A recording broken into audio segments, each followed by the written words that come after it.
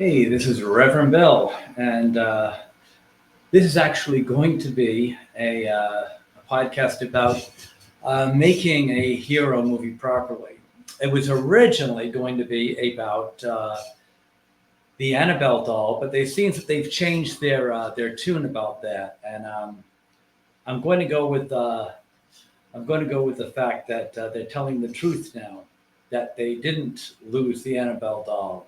So I'm not going to harp about it, but I will say one thing, one quick thing about it. I hope that they're telling the truth because the story they originally went with was that they got this doll and they took it out of where Lorraine Warren put it in a vault, and allegedly it was a 6-year-old child. And a doll. I'm just going to cut to the chase. 6-year-old dolls, 6-year-old girls do not inhabit dolls. Demons do. And I read the stories. Lorraine Warren was legitimate. She died in 2018. I read her works. I never met the woman. Too bad. She is actually very legit. I did read her interviews, and I know for a fact that what she's saying is true because I read her interviews, and I know she's telling the truth because I know demons.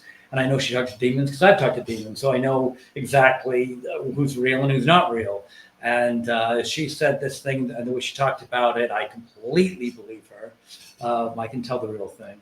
And if they're giving that doll to some, what do they call it? Abnormal, what do they call it? Psychic. Subnormal psychic, paranormal activity expert. What do they call them? No. That's some like kid who studied in college and got a master's degree, and he sets cameras up and he looks and he goes, "Oh, you see that little blurb?" No. Amateurs. Lorraine Warren is someone who actually can sit and talk to a demon and knows very well what she's doing, and that's the kind of person that knows about this. And yes, you people that have that ability can sit down and talk to demons. I have sat down and talked to demons. People that really have that gift, that know what they do, and they have Christ in them, the Holy Ghost in them, they can actually talk to demons. They don't look at cameras and go, oh, the temperature's going down. We know something's there. They don't mess around. They can exorcise demons. They know they're the real deal. Lorraine Warren was one of these people. And you don't want to give it to some post-grad who's got a degree and a piece of paper. You want it to the real deal. And if you're going to give something like a doll that's loaded with demons to a kid that doesn't know what he's doing, yeah, things like that are going to happen. And some Satanist is going to walk in there, kill him, take the doll and release the demons. And you might get the doll back. You're not going to get the demons back. I'm going to end it there and hope that they're telling us the truth and you did not unleash demons in the world, because it only takes a couple of seconds and you get the doll back and it's just a doll.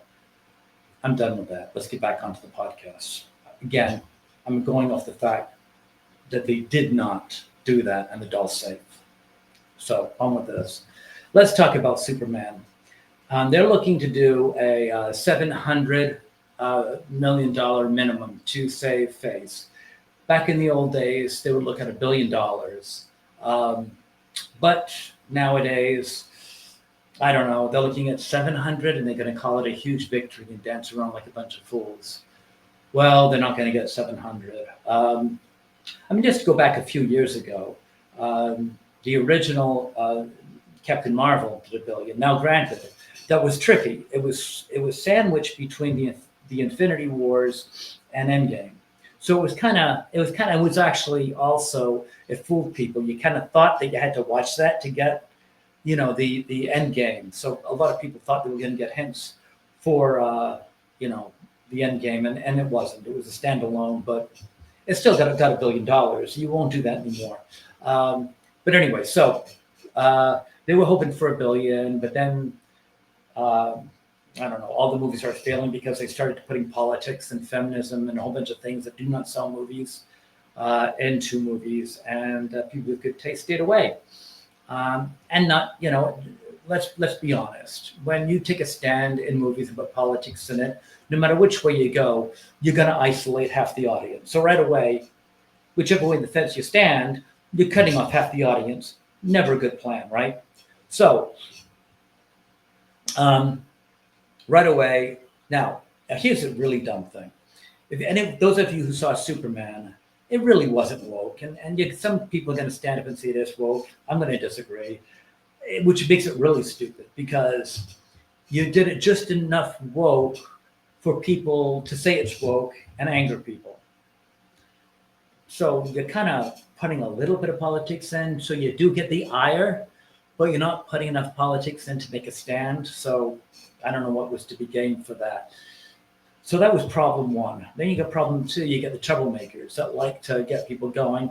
There's that gay guy with the bow tie. I don't know his name. I don't want to know his name.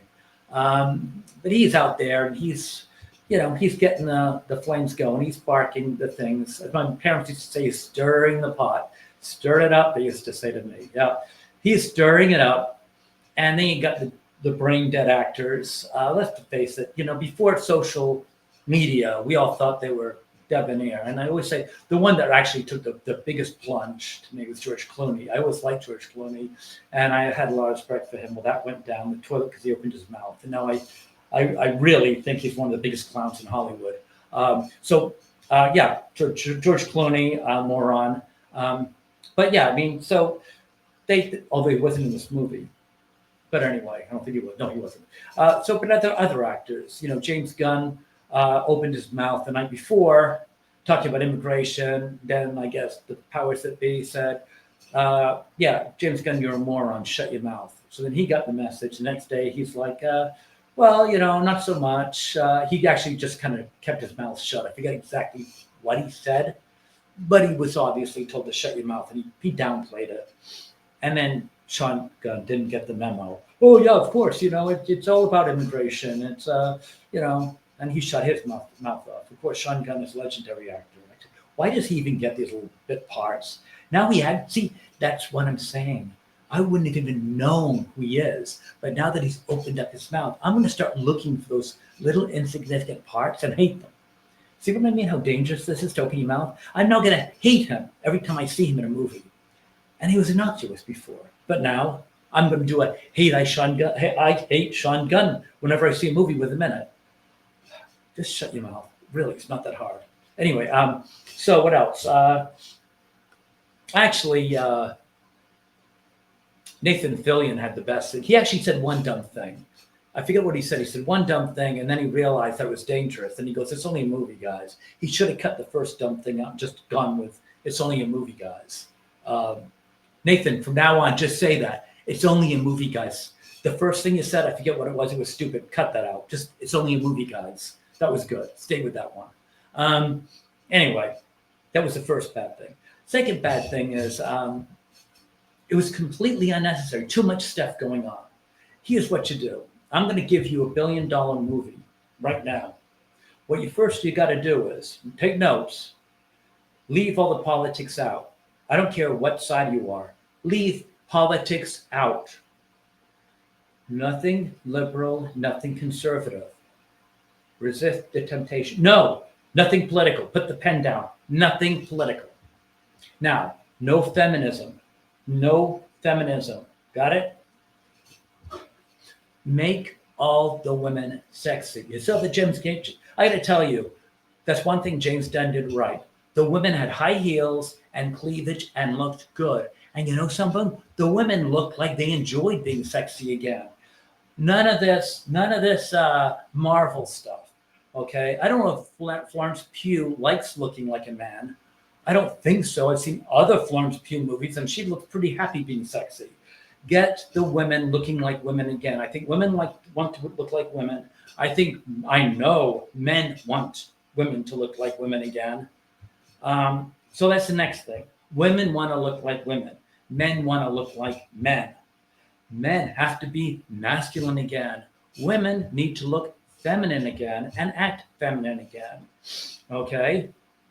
Next thing, we need a villain that is a mean villain, that is evil and is a man or some masculine. It could be machinery, but it's got to have some masculine traits, being really evil. I know, maybe a Darth Vader kind of guy, not Darth Vader, but something like that. Dark, evil, mean, unscrupulous. and maybe another sidekick or something, kind of maybe a mastermind. Now, here's the deal: the hero's got to be virtuous. He's got to be admirable. He's got to be somebody that kids look up to. The woman has got to be someone that the man wants to be with. He actually looks at her and he wants to be with her. The woman actually has to be someone the man wants to be with. She's got to be likable. She's got to be supportive. When he looks at her, he thinks to himself, this is somebody I might actually want to be around for the rest of my life. She looks at him and she goes, he makes me feel wanted and safe. What do you think? Does it sound familiar? Like maybe a formula that's been around for a while? During the course of the movie, okay, they seem to get along and maybe start to fall in love. Around the halfway point, there's got to be a climax. Maybe evil guy does something that's challenging. Maybe he threatens them. Maybe he takes the woman away. But something happens that might challenge the hero. Maybe it endangers her or him or both of them. But it's something that seems unsurmountable. He must have to act. Or maybe there's something that might affect something bigger than that. Maybe it might even affect the world. Maybe there might be something that they come across, a community or a situation. And maybe this evil person threatens all of humanity, or maybe something even bigger. And it might challenge our hero, and he has to overcome it. And at times, it might seem like he may not. Maybe the woman has to help or support or bring friends to help make it happen. Eventually, he'll overcome that and fall in love with the woman, you see, and overcome the evil. And everyone cheers and happy and leaves the movie theater feeling good, feeling like it was worthwhile, like there's hope in the world. Sounds familiar, right? It could be Star Wars. It could be a Western. It could be something in an ancient time. It's a tried and proven formula. You see, it works all the time. And people love it. It makes people feel good. It's not that hard. That's all you got to do. You don't have to reinvent things. It happens all the time. And children feel good and they look up to their heroes. So that's all you got to do. And it works. And you can add your formula. You can make it in space. You can put some robots if you have to, or you can have friends. You can have very good friends. You can have a team of friends that help along the way. And they can be relationships. You can have strong mentors or little children, or you can have maybe like Luke, you can have people that mentor along the way, and you can certainly have strong female characters that help. But the formula is what's important. The formula is good overcomes evil, and the role playing is fine. The strong male lead, the wonderful, strong, supportive female that shows the strength of women, and she can have children. They can raise families together. You see, it's all very simple. You don't have to have all this weird stuff about politics and homosexuality and I don't know, all the other crazy stuff you have. It's a simple formula and it works, and you'd be surprised. People might actually stand up and cheer at the end. I mean, it actually works. How about Rocky? Huh? All the Rocky movies. What were they? Same thing. Really? This formula works over and over and over again. Let's get back to it, shall we? This is Reverend Bill signing off, and have a really great evening. And I'll talk to you later. Bye. Please like, share, and subscribe too, please.